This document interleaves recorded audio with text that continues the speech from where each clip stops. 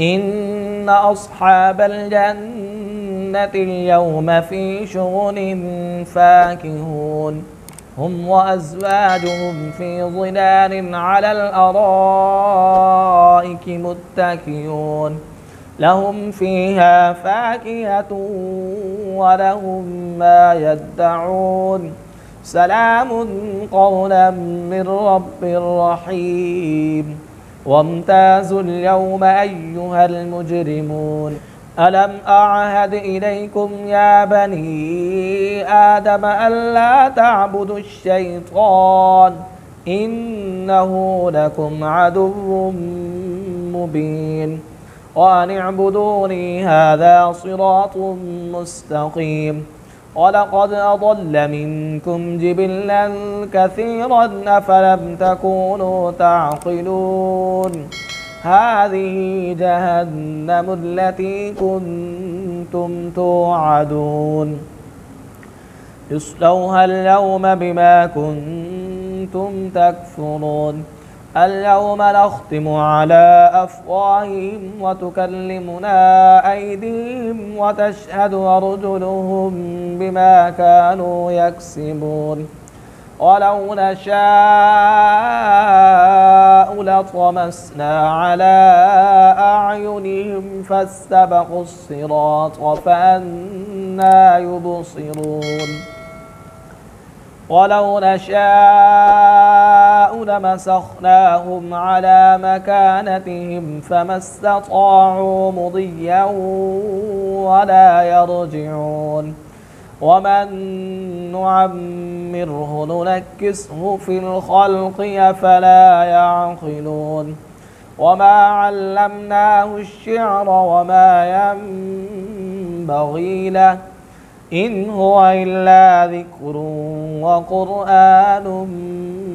مبين لينذر من كان حيا ويحق القول على الكافرين أولم يروا أنا خلقنا لهم مما عملت أيدينا أنعاما فهم لها مالكون وذللناها لهم فمنها ركوبهم ومنها يأكلون ولهم فيها منافع ومشارب أفلا يشكرون واتخذوا من دون الله آلهة لعلهم ينصرون لا يستطيعون نصرهم وهم لهم جند محضرون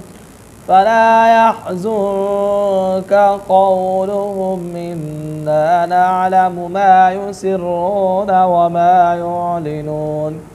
أولم ير الإنسان أنا خلقناه من نطفة فإذا هو خصيم مبين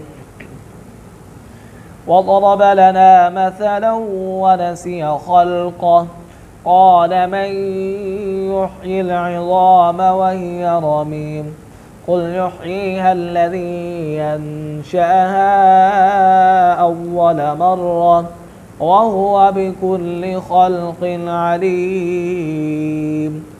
الذي جعل لكم من الشجر الأخضر نارا فإذا أنتم منه توقدون أوليس الذي خلق السماوات والأرض بقادر على أن يخلق مثلهم بلى وهو الخلاق العليم إنما أمره إذا أراد شيئا أن يقول له كن فيكون فسبحان الذي بيده ملكوت كل شيء